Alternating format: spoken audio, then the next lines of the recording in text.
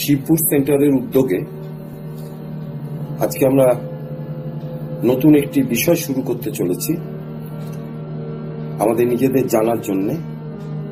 সেটি হচ্ছে নো থাইসেলফ, নিজেকে জানো। আমি কে এবং আমার সাথে বহির্জগতের যে সম্পর্ক ইত্যাদি ইত্যাদি। নিজেকে জানলে গোটা পৃথিবীকেই জানা হয়, সমস্ত মানুষকে জানা হয়। আমাদের প্রত্যেকের ভিতর যা আছে বাইরেও তাই আছে। সুতরাং নিজেকে জানাটা ভীষণ দরকার। আমরা আমাদের জীবনে এই জায়গাগুলোর সম্পর্কে খুব একটা সচেতন নই, তাই এই বিষয়টি নেওয়া হয়েছে। আমরা নিজেকে জানার জন্য শুরু করব একটি গল্প দিয়ে।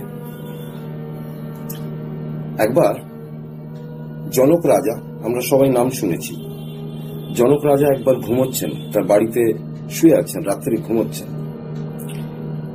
হঠাৎ সেন্ট্রি বা সৈন্য সামন্ত কেউ যারা ওনার পাহারায় থাকে, তারাই হঠাৎ একজন ঢুকে পড়ে বলল, রাজামশাই রাজামশাই উঠুন, তাড়াতাড়ি উঠুন।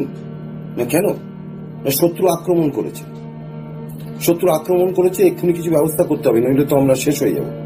রাজামশাই ধড়বড় করে উঠলেন, সঙ্গে সঙ্গে নিজেকে সজ্জিত করলেন, সমস্ত অস্ত্র শস্ত্র সমস্ত পরিধান করলেন, যা যা করার যুদ্ধে যাওয়ার জন্য যা যা প্রস্তুতি লাগে সেগুলো তাড়াতাড়ি করে ফেললেন। সেন্ট্রিকে বললেন, সেনাপতিকে খবর দাও, সৈন্য সামন্ত তাড়াতাড়ি জুটিয়ে আনো এবং যত কম সময়ের মধ্যে হয় যুদ্ধক্ষেত্রে চলো।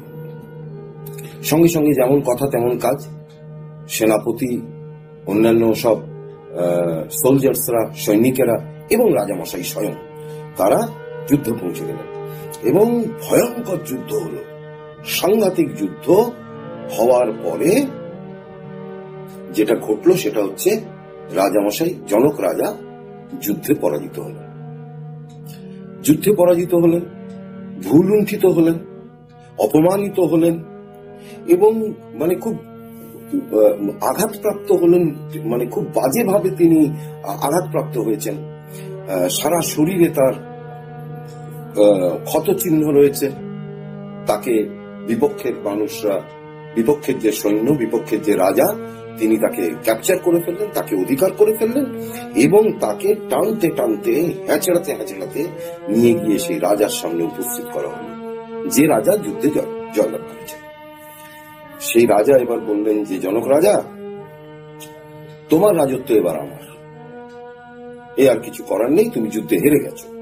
আমি তোমাকে মেরে ফেলবো না, তবে কারণ তুমি একজন রাজা, আমি তোমাকে মেরে ফেলবো না, তবে তোমাকে এই রাজত্ব ছেড়ে চলে যেতে হবে, তোমাকে আমি তাড়িয়ে দিলাম। বুঝতে পারছেন জনক রাজার অবস্থা, হতাশগ্রস্ত, নিরাশগ্রস্ত হয়ে ওই আঘাতপ্রাপ্ত শরীরে জনক রাজা এক্সস্ট হয়ে গেছেন, পুরো নিঃশেষ হয়ে গেছেন একেবারে। সেই অবস্থায় তিনি নিজেকে টানতে টানতে, নিজেকে মানে বলা যেতে পারে নিজের দেহটাকে কোন রকমে হ্যাঁচড়াতে হ্যাঁচড়াতে তিনি হাঁটা শুরু করলেন। এমনকি এতদিন যে রাজ্য তিনি শাসন করেছিলেন, সেই রাজ্যের যে মানুষজন, তার যে প্রজা, তারা পর্যন্ত তাকে কোনো জল বা খাবার বা আশ্রয় কোনোটাই দিতে রাজি হলো না, শুধুমাত্র ভয়ে। কারণ নতুন যে রাজা হয়েছে সে যদি কিছু ইয়ে করে, সুতরাং তার ভয়ে এরা কিছুই দিতে রাজি হলো না। তখন জনক রাজা হাঁটতে হাঁটতে এই সিংহাসন, তার যে তার যে রাজত্ব, সেই রাজত্ব থেকে তিনি বেরিয়ে গেলেন, পাশের রাজত্বে গিয়ে ঢুকলেন। অনেকটা পথ হেঁটে গিয়ে তিনি সেই বর্ডার পার করে এগিয়ে গেলেন, অনেকটা পথ অন্য রাজত্বে গিয়ে ঢুকলেন এবং সেখানে গিয়ে দেখছেন তিনি যে একটা লঙ্গরখানা চলছে, লম্বা লাইন রয়েছে, একটি লঙ্গরখানায় খাবার দেওয়া হচ্ছে।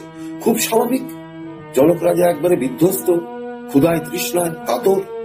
জনক রাজা ওই লাইনে দাঁড়িয়ে পড়লেন। লাইন আস্তে আস্তে এগোচ্ছে, কোন রকমে নিজেকে টেনে হিঁচড়ে নিয়ে যাচ্ছেন জনক রাজা।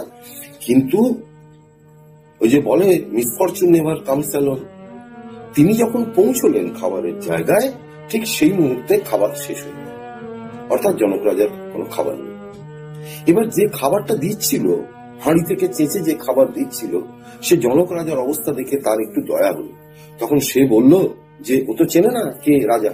সে তখন বলল কি যে এই হাঁড়িতে যে লেগে আছে খানিকটা যায় জিনিস, হাঁড়ি চাচার পরেও তো খানিকটা খানিকটা লেগে থাকে, তো বললো এই যে জিনিস যেটুকু লেগে আছে আমি এইটুকু তোমাকে দিতে পারো। তো বললে তাই দাও।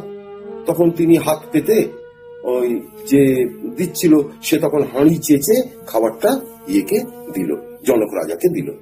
জনক রাজা সবে খাবারটা নিয়ে খেতে যাবে, এমন সময় আকাশ থেকে একটা চিল এসে ধাক্কা মেরে মানে ওই হাতের মধ্যে এসে লাফিয়ে পড়লো, এবং যার ফলে যেটা হলো সেটা হচ্ছে খাবারটা মাটিতে পড়ে গেল। ক্ষুধায় তৃষ্ণায় কাতর জনক রাজা বিধ্বস্ত হতাশগ্রস্ত এই অবস্থায় তিনি মাটিতে পড়ে গেলেন এবং কাতর স্বরে কাঁদতে লাগলেন এবং হাহাকার করতে লাগলেন, কাঁদতে লাগলেন এবং হাহাকার করতে লাগলেন, গোগাতে লাগলেন।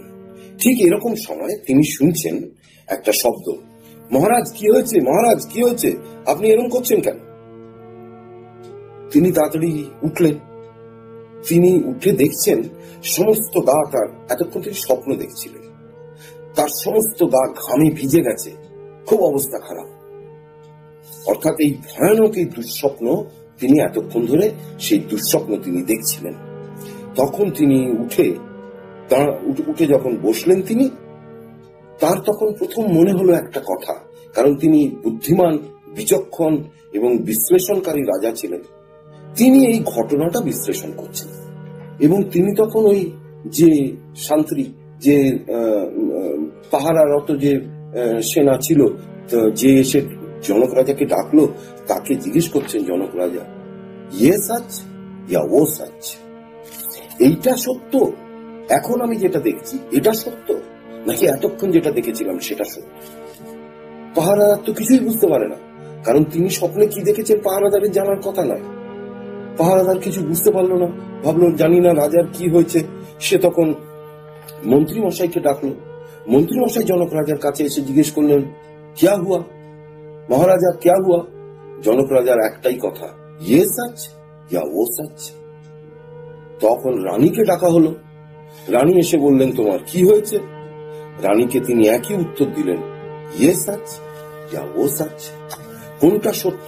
এখন কেউ নোবডি কুড আন্ডারস্ট্যান্ড, কেউ কিছু বুঝতেই পারছে না যে কি হচ্ছে ব্যাপারটা। সারা দিন তিনি এইভাবে চললেন এবং সেই সময় পরের দিন অষ্টাবক্র মুনি সেই রাজ্যে প্রবেশ করেছেন এবং তিনি তখন বাজারের মধ্যে দিয়ে যাচ্ছেন। আর সেখানে যেতে যেতে তিনি শুনলেন এই কানাঘুষো চলছে, সবাই কথাবার্তা বলছে যে এরকম জানো তো রাজা এরকম একটাই কথা বলছেন, ক্যা ইয়ে সাচ ইয়া ও সাচ, কোনটা সত্য এটা না ওটা? তখন অষ্টবক্র মুনি তো তিনি দেখতে পান, তিনি বুঝেছেন যে এটা স্বপ্নের ব্যাপার। এবার তিনি তখন গেছেন জনক রাজার দরবারে গিয়ে বলছেন, মহারাজ আপনি কেমন আছেন?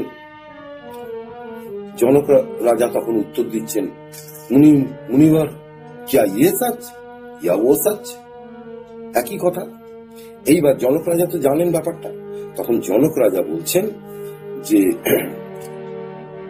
তিনি বলছেন, মহারাজ আপনি যখন অত্যাচারিত হচ্ছিলেন, আপনি যখন বিড়ম্বনার মধ্যে দিয়ে যাচ্ছিলেন, আপনার যখন দুঃখ দুর্দশার সীমা ছিল না, তখন আজকের এখন দাঁড়িয়ে এই যে ক্ষমতা, এই যে বৈভব, এই যে আপনার যা কিছু এখন আপনি দেখছেন, সেগুলো কি ওখানে ছিল? জনক রাজা বললেন, না, ওগুলো ছিল না। তখন মুনি বলছেন যে রাজা, এই যে আপনি এখন এখানে বসে আছেন দরবারে আপনার, আর আপনার এত অর্থ সম্পত্তি বৈভব এইগুলো রয়েছে, এইগুলো ওখানে ছিল না। আপনি বলছেন ওখানে আপনি যখন ছিলেন তখন এগুলো ছিল না, এখন যখন আপনি এগুলোর মধ্যে রয়েছেন, অর্থাৎ এই ক্ষমতা বৈভব সম্পত্তি রাজা হয়ে যখন বসে রয়েছেন, এখন কি ওই দুঃখ যন্ত্রণাটা আছে? জনক রাজা বলছেন, না, এটা এখন নেই, এটা তখন ছিল। এইবার অষ্টবক্র মুনি বলছেন, তাহলে রাজা না ইয়ে সাচ না ও সাচ, না তো এটা সত্য আর না তো ওটা সত্য। এইবার জনক রাজা তখন জিজ্ঞেস করছেন, তাহলে কি কিছুই সত্য নয়? তাহলে কোনটা সত্য? কিছুই সত্য নয়। তখন বলছেন, হ্যাঁ আছে। আচ্ছা রাজা, আপনি আমাকে একটা কথা বলুন, ওই যে যখন ওই ঘটনাগুলো ঘটছিল, যুদ্ধ হচ্ছিল, খাবার পড়ে গেল হাত থেকে, দেহটাকে টেনে হিঁচড়ে নিয়ে গেলেন, আপনি যুদ্ধ করলেন, তখন কে যুদ্ধ করেছিল? কে এই বিড়ম্বনার মধ্যে দিয়ে গেছিল? কে এই হতাশা দুর্দশার মধ্যে দিয়ে গেছিল? আঘাত কে পেয়েছিল? বলল আমি। আর রাজা এখন এই যে আপনি এখানে বসে আছেন সিংহাসনে, রাজ দরবারে বসে আছেন, আর এই রাজ দরবার চালাচ্ছেন, এটা কে চালাচ্ছে? বলে কেন আমি। তখন বলছেন যে তাহলে আপনি, আপনার ক্ষেত্রে দুটো অভিজ্ঞতাই হয়েছে, একটা স্বপ্নের অভিজ্ঞতা, আর এখন এই যে আপনি রয়েছেন সেটার অভিজ্ঞতা। তাহলে না তো ওটা সত্য, না তো এটা সত্য, অর্থাৎ দুটি ঘটনা, দুটি অবস্থা, দুটি সিচুয়েশনের কোনোটাই সত্য নয়, একমাত্র আপনিই সত্য। এই জায়গা থেকে শুরু হচ্ছে আমাদের নিজেকে জানা। একমাত্র আপনিই সত্য, কোনো ঘটনা, কোনো সিচুয়েশন স্থায়ী নয়, কোনোটাই সত্য নয়, আপনি এর একমাত্র সাক্ষী, আপনি হচ্ছেন উইটনেস। গল্পটা এখানে শেষ। এইবার আমাদের কথা শুনুন। এই যে আমি, আমি মানে কে? আমার এই ইগো, মন প্রাণ দেহ দিয়ে এই আমি। আর কে? আমাকে বলা হয় নোয়ার। আমি জানছি, যা কিছু জানার, আমি আশপাশ যেটা দেখছি সেটা আমি জানছি। কে জানছে? আমি জানছি। সুতরাং আমি হচ্ছি ইগো, এই হচ্ছে আমি, হচ্ছে সেই আই। এই আমার প্রধানত তিনটে অবস্থা আছে। এই তিনটে অবস্থা কি না, প্রথম অবস্থা হচ্ছে আমি জাগ্রত অবস্থায় যাই, জাগ্রত আমি। এই জাগ্রত আমি কি করছি? এই যে জাগ্রত প্রপঞ্চ, এই যে আমার আশপাশের যে পৃথিবী, এই পৃথিবীকে আমার অভিজ্ঞতার মধ্যে আসছে, অর্থাৎ আমি এদেরকে প্রত্যক্ষ করছি। জাগ্রত অবস্থায় আমি প্রত্যক্ষ করছি আমার চারপাশে যা যা রয়েছে, যে যে অবস্থার মধ্যে দিয়ে আমি যাচ্ছি, জাগ্রত অবস্থায় আমি এদের প্রত্যক্ষ করছি, অর্থাৎ আমি রয়েছি এখানে। আর একটা জাগ্রত দুনিয়া রয়েছে, একটা জাগ্রত পৃথিবী রয়েছে, যে পৃথিবীটাতে আমি দেখতে পাচ্ছি, আমি যাকে প্রত্যক্ষ করছি, অর্থাৎ আমি নোয়ার, আমি সেই জানছি। আর আরেকটা যাকে জানছি সে হচ্ছে এই গোটা পৃথিবী আমার চারপাশে, এটা হচ্ছে আমার জাগ্রত অবস্থা। আরেকটা হচ্ছে ড্রিমার, আমি যে স্বপ্ন দেখছি। যখন আমি স্বপ্ন দেখছি আমি ড্রিমার, তার মানে আমি একটা জগতে রয়েছি যেটা স্বপ্নের জগৎ, ড্রিম ওয়ার্ল্ড। সেখানেও কিন্তু একটা কমন, আমি রয়েছি। কি স্বপ্ন দেখছি, চারপাশের কি অবস্থা ছেড়ে দিন, জনক রাজার স্বপ্ন, চারপাশের কি অবস্থা ছেড়ে দিন, কিন্তু আমি রয়েছি, এটা কিন্তু সত্য। এটা হচ্ছে আমাদের ড্রিম ওয়ার্ল্ড। তাহলে দুটো ওয়ার্ল্ড পেলাম, দুটো জগৎ পেলাম। একটা জাগ্রত জগৎ, যাকে আমি জাগ্রত অবস্থায় প্রত্যক্ষ করছি, আরেকটা হচ্ছে স্বপ্নের জগৎ, যেটা আমি স্বপ্নের মধ্যে প্রত্যক্ষ করছি। এই দুটো জগৎ আমি পেলাম। আর সেই সঙ্গে আরেকটা জগৎ আছে যেটা সম্পর্কে আমরা অজ্ঞ, সেটা হচ্ছে স্লিপার। আমি যে ঘুমোচ্ছি, ডিপ স্লিপ, যেটাকে আপনারা শব্দটা শুনেছেন সুষুপ্তি, ডিপ স্লিপ। এই ডিপ স্লিপ, এই যে গভীর ঘুম, এই গভীর ঘুমের মধ্যে যেটা থাকে সেটা হচ্ছে একটা বিরাট ব্ল্যাঙ্কনেস, একটা জিরো, যেখানে কোনো অভিজ্ঞতা নেই, একদম জিরো, কোনো অভিজ্ঞতা নেই। তার মানে এই যে আগের যে দুটো অবস্থা দেখলাম, একটা হচ্ছে জাগ্রত অবস্থা, আরেকটা হচ্ছে স্বপ্নের অবস্থা। এই দুটো অবস্থাতেই একটা অভিজ্ঞতা আছে, কিন্তু এই যে স্লিপ, ডিপ স্লিপ, যখন আমরা গভীর ঘুমে আচ্ছন্ন থাকি, তখন কিন্তু একটা ব্ল্যাঙ্কনেস রয়েছে। এই ব্ল্যাঙ্কনেসের মধ্যে কোনো অভিজ্ঞতা আমরা পাই না। এই হচ্ছে আমাদের তিনটে অবস্থা। এখন আবার ওই জনক রাজার প্রশ্নে ফিরে যাই, কোন সা সচ, ইয়ে সচ ইয়া ও সচ? এই ওয়েকিং অবস্থা যেটা, জাগ্রত অবস্থা যেটা দেখছি, সেটা কি সত্যি? স্বপ্ন অবস্থায় যেটা দেখছি সেটা কি সত্যি? অষ্টবক্র মুনির কথা অনুযায়ী না তো ইয়ে সচ, না তো ও সচ, দুটোর মধ্যেই কোনোটাই সচ নয়, সত্য নয়, একমাত্র আমিই সত্য। এখন প্রশ্নটা উঠছে, এই আমিটা তাহলে কে? এই আমিটাকে বলা হয়, এটাই আমার আসল আমি। সেটা কি? সেটা হচ্ছে এই যে 1, 2, 3 তিনটে বললাম, একটা জাগ্রত, একটা স্বপ্নের অবস্থা, আরেকটা হচ্ছে সুষুপ্তি। এই তিনটে ছাড়া আরেকটা অবস্থা, তার মানে আমরা আপাত দৃষ্টিতে দেখতে পাচ্ছি, আপাত দৃষ্টিতে কেন বলছি সেটা একটু পরে পরিষ্কার হবে। আপাত দৃষ্টিতে দেখতে পাচ্ছি সেটাকে বলে তুরিয়াম, সংস্কৃত শব্দ তুরিয়াম বা তুরিয়াম। এই তুরীয় অবস্থা, এই তুরীয় অবস্থাটাই হচ্ছে আমার আসল আমি। কিন্তু আমরা এই তুরীয় অবস্থার সঙ্গে পরিচিত নই, যে তুরীয় অবস্থাটা আমার সত্যিকারের আমি, এইটাই হচ্ছে আমার সত্যিকারের আমি। কিন্তু আমরা এটার সাথে পরিচিত নই, আমরা এটাকে প্রত্যক্ষ করতে পারছি না। 1 থেকে 3, 1, 2, 3, জাগ্রত, স্বপ্ন, দীপ, ঘুম, এই 3টে জিনিস আমরা কিন্তু বুঝতে পারছি। এইবার এখনো যদি বোঝার একটু অসুবিধা থাকে, একটা এক্সাম্পল দিই, একটা উদাহরণ দিলে ব্যাপারটা স্পষ্ট হয়ে যাবে। ধরুন হাতের একটা চুড়ি, সোনার চুড়ি, আবার একটা নেকলেস গলা, বা একটা আঙুলে একটা পরা হচ্ছে যে রিং, আঙুলে একটা ওই যে আংটি পরা হয় সেই আংটি। এই 3টে কি দিয়ে তৈরি? অবশ্যই সোনা দিয়ে তৈরি।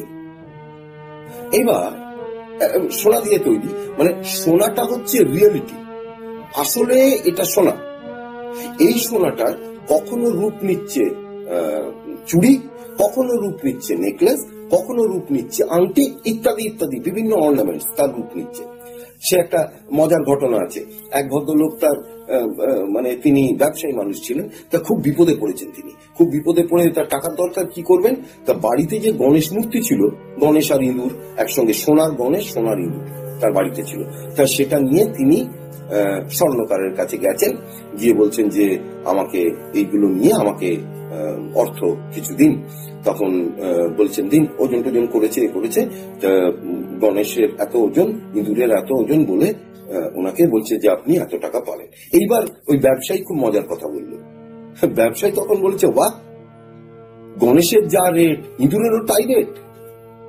দেখুন, উনি বিক্রি করতে গেছেন গণেশ এবং ইঁদুর, এবং যখন ব্যবসায়ী তাকে টাকা দিচ্ছে, একই হারে টাকা দিচ্ছে, তখন উনি বলছেন এটা কিরকম কথা, গণেশের যা দাম ইঁদুরেরও তাই দাম। খুব মজা। ওনার কাছে গণেশ আর ইঁদুর, স্বর্ণকারের কাছে কিন্তু গণেশ ইঁদুরের ভাগ নেই, তার কাছে কিন্তু সমস্তটাই সোনা। এই জায়গাটায় এই জায়গাটা হচ্ছে সবচেয়ে ইম্পর্টেন্ট। দেখুন, চুড়ি, নেকলেস বা আংটি বা যে কোনো অর্নামেন্ট বলুন, সোনা ছাড়া এদের কোনো অস্তিত্ব আছে কি? নেই। কিন্তু যদি এরকম হয়, তার মানে একটা জিনিস বোঝা যাচ্ছে, এই 3টে যে অর্নামেন্টের কথা বলছি, এই 3টে অর্নামেন্টেরই একই জিনিস হচ্ছে সোনা।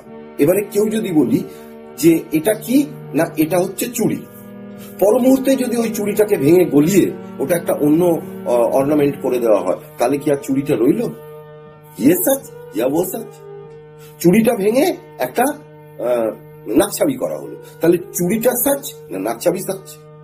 দুটোর মধ্যে কোনোটাই সত্য নয়। এই যে বলা হচ্ছে চুড়ি, নেকলেস, আংটি বা বিভিন্ন যে অর্নামেন্ট, এই অর্নামেন্ট গুলো একটাই জিনিস, রিয়েলিটি, সত্যতা এর একটাই, সেটা হচ্ছে কি না এদের মধ্যে সোনা আছে। আর এই সোনার 3টে অবস্থা রয়েছে। তার মানে ঠিক তেমনি আমাদের যে জাগ্রত অবস্থা, স্বপ্নের অবস্থা এবং ডিপ স্লিপ বা এই যে সুষুপ্তির অবস্থা, এই 3টে অবস্থায় কিন্তু আমি নই আসল। ইয়ে সচ ইয়া ও সচ, না তো ইয়ে সচ না তো ও সচ। আমি এখন যা দেখছি চারপাশে, এটাও সত্য নয়, আবার আমি ঘুমের মধ্যে যা দেখছি এটাও সত্য নয়। অর্থাৎ আমি যেটাকে চুড়ি দেখছি এটাও সত্য নয়, পরম সত্য নয়। আমি যেটাকে নেকলেস দেখছি এটাও সত্য নয়, যেটাকে আংটি দেখছি ওটাও সত্য নয়। তাহলে প্রত্যেকটা কিন্তু এই 3টে অর্নামেন্টের মধ্যেই একটা জিনিস সত্য আছে। সেই সত্যটা কি না, সেই সত্যটা হচ্ছে সোনা, ওই 4 নম্বর তুরিয়া। এই সত্যটা হচ্ছে সোনা। কিন্তু এই সোনাটাকেই দিয়েই ওই পরম সত্যটা, যেটা 4 নম্বর বলছি, এই পরম সত্যটা দিয়ে 1, 2, 3 3টে অর্নামেন্ট বা এরকম বহু অর্নামেন্ট, বহু অবস্থা তৈরি হতে পারে। তার মানে কি দাঁড়ালো? তার মানে এইটাই দাঁড়ালো, মনে করুন একজন যদি এরকম করে যে চুড়িটা বাদ দিয়ে, নেকলেসটা বাদ দিয়ে, রিংটা বাদ দিয়ে সে সোনা খুঁজতে যাচ্ছে, তাহলে কোথায় পাবে সোনা? সোনা তো নেই, সোনা তো ওর মধ্যে আছে, ভেরি ইম্পর্টেন্ট পয়েন্ট। সোনা ওর মধ্যে আছে, তার মানে আমাদের যে আসল অবস্থা যেটার কথা বলছি, তুরীয় অবস্থা, এই তুরীয় অবস্থাটা কিন্তু বাস্তবে আমরা বুঝতে পারছি না। অর্থাৎ এই যে জাগ্রত, স্বপ্নের এবং ডিপ স্লিপ, এই তিনটে অবস্থার মধ্যেই কিন্তু রয়েছে তুরীয় অবস্থা। ঠিক যেমন তিনটে অর্নামেন্টের মধ্যে সোনা রয়েছে, তিনটে অর্নামেন্টই সোনা দিয়ে তৈরি।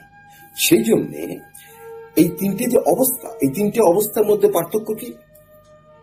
জাগ্রত অবস্থায় আমাদের যে চেতনা, এই চেতনার বাইরে বেরোচ্ছে, এটাকে বলা হয় বহিঃপ্রজ্ঞা, বাইরে বেরোচ্ছে। কারণ জাগ্রত অবস্থায় আমরা অ্যাক্টিভ রয়েছি, আমাদের এই চেতনাগুলো বাইরে বেরোচ্ছে। যখন আমরা ঘুমোচ্ছি, যখন আমরা স্বপ্ন দেখছি, এই স্বপ্নটা কোথায় তৈরি হচ্ছে? এই স্বপ্নটা মনের মধ্যে তৈরি হচ্ছে। ফিজিক্যাল বডি, আমাদের যে এই যে শরীর, বাইরের যে শরীর, এই শরীরটার সঙ্গে স্বপ্নের কোনো সম্পর্ক নেই। এই কিন্তু ঘুমোচ্ছে, এই কিন্তু শুয়ে আছে। আর মনের মধ্যে দিয়ে ব্রেন থেকে যে কনস্ট্রাক্ট হচ্ছে যেগুলো, এইগুলো দিয়ে একটা স্বপ্ন তৈরি হচ্ছে। অন্তঃপ্রজ্ঞা, ভিতরে যা কিছু ঘটছে সমস্তটাই অন্তঃপ্রজ্ঞা। তাহলে জাগ্রত অবস্থায় আমাদের চেতনা বাইরে প্রবাহিত হচ্ছে, আর ঘুমন্ত অবস্থায় ভিতরেই যা ঘটছে। আর 3 নম্বর যে সুষুপ্তি অবস্থা, সেই সুষুপ্তি অবস্থাতে কোনো অভিজ্ঞতা নেই, সে প্রজ্ঞানঘন অবস্থা সেটাকে বলা হয়। কারণ সেখানে চেতনায় কোনো কিছুই নেই যেটাকে চেতনা আলোকিত করতে পারে। এবারে এই যে তুরীয়র কথা বলা হচ্ছে, এই যে আমার আসল আমি, যে চতুর্থ যে ফ্যাক্টরটা বলা হচ্ছে, সেই চতুর্থ ফ্যাক্টরটা এই তিনটে, অর্থাৎ নেকলেস, চুড়ি, আংটি, এই তিনটে থেকে আলাদা, কিন্তু এই তিনটের মধ্যেই সে আছে। খুব মজার, এই তিনটের থেকে আলাদা, খালি শুধুমাত্র কি হচ্ছে, আকার অবস্থান পাল্টে যাচ্ছে, আকার অবস্থান পাল্টে যাচ্ছে। কেন? এই সমস্তটাই কিন্তু আমরা যেটা বলছি, আমার জাগ্রত অবস্থা, আমার স্বপ্ন, আমার গভীর ঘুম, এই সমস্তটাই কিন্তু আমার, অর্থাৎ আমি সত্য। ওই যে যেটা অষ্টবক্র মুনি বলেছিল, একটু হি সচ হ্যায়, আমি একমাত্র হচ্ছি সত্য। আর এই তুরীয় অবস্থাটা, এই যে তিনটে অবস্থা, জাগ্রত অবস্থা, ঘুমন্ত অবস্থা এবং ডিপ স্লিপ, সুষুপ্তির অবস্থা, এই তিনটের থেকে আলাদা, ঠিক, কিন্তু এই তিনটের মধ্যেই অনুষ্ঠিত হয়ে রয়েছে। ব্যাপারটা খুব মজার। আশা করি আমি একটু পরিষ্কার করতে পারছি, একটু জটিল জিনিস, তাহলেও এই তিনটের থেকে আলাদা, কিন্তু এদের তিনটের মধ্যে দিয়েই কিন্তু চলছে, একই চেতনা এদের মধ্যে দিয়ে চলছে। দেখুন, আমাদের যে জীবন, আমাদের জীবনে আমাদের চেতনা কিন্তু একটাই, এই চেতনাটাই বিভিন্ন সার্কামস্ট্যান্সেস এর মধ্যে দিয়ে চলছে। আমাদের মন পরিবর্তিত হচ্ছে, দেখুন কিরকম মন পরিবর্তিত হচ্ছে, কিন্তু চেতনার কোনো পরিবর্তন হচ্ছে না, চেতনাটা একই রয়েছে। যেমন ধরুন, শিশুকালে আমরা একভাবে ভাবতাম, একভাবে করতাম, একভাবে চিন্তা করতাম, ইত্যাদি ইত্যাদি ইত্যাদি। তারপরে যখন যৌবন কাল এলো, তখন চিন্তা ভাবনা ইত্যাদি সমস্ত কিছু আমাদের বদলে গেল। তারপরে যখন আরেকটু বয়স বাড়লো, বদলে গেল, বয়স আরো বাড়লো, বৃদ্ধ হলাম, আরো বদলে গেল, সমস্ত কিছু বদলাতে আরম্ভ করলো, চেতনাটা কিন্তু এক হয়ে গেল। এই আমি, এই চেতনা জন্মের সময় থেকে যা ছিল এখন পর্যন্ত সেই একই জিনিস রয়ে গেছে। অর্থাৎ কি হচ্ছে না, চেতনাই হচ্ছে মূল কথা, আমার আসল রূপটা হচ্ছে এটা, যেটা কিনা আলোকিত করছে আমার বিভিন্ন অবস্থা, কিন্তু এদের বাইরে সে রয়েছে, কিন্তু তাকে এদের মধ্যে দিয়েই প্রত্যক্ষ করতে হচ্ছে। আমি আসছি আর একটু ডিটেল এই জায়গাটা। তার মানে এই যে জাগ্রত অবস্থা, স্বপ্নের অবস্থা, ডিপ ঘুমের অবস্থা, সমস্ত থেকে ওই চেতনা কিন্তু আলাদা, কিন্তু এই সমস্ত কিছুর মধ্যে ওই চেতনা রয়েছে। যদি বলি আমিটা, এই যে তুরীয় অবস্থাটা, এই তুরীয় অবস্থাটা কি জাগ্রত অবস্থা? না। এটা কি ঘুমন্ত অবস্থা, স্বপ্নের অবস্থা? না। এটা কি সুষুপ্তির অবস্থা? না। কিন্তু এই তিনটে অবস্থার মধ্যেই কিন্তু ওই চেতনাটাই রয়েছে, ওই চেতনাটা কিন্তু সমস্তটা প্রত্যক্ষ করছে। একটা উদাহরণ আরেকটু দিই, যতটা সোজা করতে পারা যায়। একটা উদাহরণ দিই, উদাহরণটা হচ্ছে ধরুন বর্ধমান স্টেশন, বর্ধমান স্টেশনে স্টেশন মাস্টার আছেন, বর্ধমান স্টেশনে স্টেশন মাস্টার যিনি আছেন তিনি ওখানে রয়েছেন। সেখানে রাজধানী এক্সপ্রেস ঢুকলো, লোকজন নামলো, উঠলো, চলে গেল, হই হট্টগোল প্ল্যাটফর্মে ইত্যাদি চলে গেল। আধ ঘন্টা পরে কালকা মেল ঢুকলো, স্টেশন মাস্টার কিন্তু রাজধানী এক্সপ্রেসও দেখেছেন, স্টেশন মাস্টার কালকামেলও দেখলেন। কালকামেল ঢুকলো, কালকামেল চলে গেল, রাজধানী ঢুকলো, চলে গেল, স্টেশন মাস্টার কিন্তু সেটা দেখলেন। কালকামেল ঢুকলো, চলে গেল, স্টেশন মাস্টার কিন্তু সেটা দেখলেন। এরপর প্ল্যাটফর্ম ফাঁকা, কোনো ট্রেন নেই, ব্ল্যাঙ্ক, স্টেশন মাস্টার সেটাও দেখলেন। এই স্টেশন মাস্টার, এইটা হচ্ছে তুরীয় অবস্থা। অর্থাৎ প্রথম অবস্থাটা রাজধানী এক্সপ্রেস ঢুকেছিল জাগ্রত অবস্থা, স্টেশন মাস্টার সেটা দেখলেন। স্টেশন মাস্টার তিনটে অবস্থার মধ্যেই স্টেশন মাস্টার রয়েছেন। তিনি জাগ্রত অবস্থায় তিনি দেখলেন রাজধানী এক্সপ্রেস ঢুকলো, বেরিয়ে গেল। তারপরেতে তিনি আবার দ্বিতীয় অবস্থা, স্বপ্নের অবস্থা, তিনি দেখলেন কালকামেল ঢুকলো, বেরিয়ে গেল। আবার এখন কিছুই ঢুকলো না, কিছু বেরোলো না, প্ল্যাটফর্ম ফাঁকা, সেটাও কিন্তু স্টেশন মাস্টার প্রত্যক্ষ করলেন। এই স্টেশন মাস্টার হচ্ছে সেই তুরীয় অবস্থা, কোনো ট্রেন নেই, ব্ল্যাঙ্ক প্ল্যাটফর্ম, সেটাও কিন্তু দেখলেন। এবার মজার কথা হচ্ছে, এই চেতনা কি? এই চেতনাটাই হচ্ছে আমার আসল আমি, এই চেতনাটা হচ্ছে আমার আসল আমি। কিন্তু এইটা আমি কিন্তু আমার যে সেন্স অর্গান, চক্ষু কর্ণ নাসিকা জিহ্বা ত্বক, এই দিয়ে কিন্তু বুঝতে পারবো না। এবং এক নম্বর আরেকটা জিনিস হচ্ছে, এই চেতনাটা কিন্তু আমি ব্যবহার করতে পারবো না, এটাকে আনইউজেবল, এটাকে ব্যবহার করা যাচ্ছে না। কিন্তু যে যে জিনিসগুলো আমরা ব্যবহার করছি তার উৎস হচ্ছে ওই চেতনাটা। এটাই হচ্ছে মজার, ভারতবর্ষ কি অসাধারণ আবিষ্কার, এইটাই হচ্ছে মজার। ওই চেতনা সবকিছুর পেছনে রয়েছে, কিন্তু ওই চেতনাকে আমরা ধরতে পারবো না, আমরা ব্যবহারও করতে পারবো না। শুধু তাই না, এই চেতনার সম্পর্কে আমরা কোনো সিদ্ধান্তেও আসতে পারবো না। আমরা তো একটা সিদ্ধান্তে আসি কতগুলো জিনিস দেখে। ধরুন একটা ভিজে রাস্তা রয়েছে, তার উপর আপনি দেখলেন এরকম চওড়া চওড়া চাকার দাগ, আপনি বললেন এখান দিয়ে কোনো বড় গাড়ি গেছে। আপনি গাড়িটা দেখেছেন যেতে? দেখেননি। কখন গেছে? ও তো রাত্রিরে গেছে। কখন? আপনি ঘুমিয়েছিলেন। সকালে আপনি কাদা মাখা রাস্তায় চাকার দাগ দেখলেন, এই থেকে আপনি সিদ্ধান্তে এলেন যে ওখানে দিয়ে একটা বড় গাড়ি গেছে, কারণ মোটা মোটা চাকার দাগ দেখতে পাচ্ছি। এই সিদ্ধান্ত চেতনার সম্পর্কে আপনি করতে পারবেন না। বা আপনি দেখলেন দূর থেকে আকাশে ধোঁয়া উঠছে, বলে দেখো কোথায় যেন আগুন লেগেছে। আপনি দেখেছেন আগুন লাগতে? দেখেননি। সিদ্ধান্ত করলেন কি করে? কারণ ধোঁয়া আছে। যেহেতু ওখান থেকে ধোঁয়া বেরোচ্ছে, সেই জন্য আপনি সিদ্ধান্তে উপনীত হলেন যে ওখানে কোথাও একটা আগুন লেগেছে। সঠিক? কিন্তু আপনি আগুনকে দেখেননি। এই তুরীয় সম্পর্কে বা এই যে 4 নম্বর, এই যে চেতনা, যেটা আমার আসল আমি, এটা সম্পর্কে কোন রকম সিদ্ধান্ত আপনি করতে পারবেন না। আচ্ছা, এটার সম্পর্কে চিন্তাও করা যাবে না। কি চিন্তা করবেন আপনি? যেটা সম্পর্কে আমরা একটা বস্তু কিছু হলে তবে না সেটার সম্পর্কে চিন্তা করব। ওটা নিয়ে কি চিন্তা করব? ওটা একটা অ্যাবস্ট্রাক্ট জিনিস, ওটাকে আমি দেখতে পাচ্ছি না, প্রত্যক্ষ করতে পারছি না, আমি জানছি না, কিছুই করতে পারছি না, এর সম্পর্কে ভাবাও যাচ্ছে না। কিন্তু মজার কথা হচ্ছে, আমরা যা যা ভাবছি বা যা যা ভাবি তা ওই চেতনার দ্বারা আলোকিত। এই জায়গাটা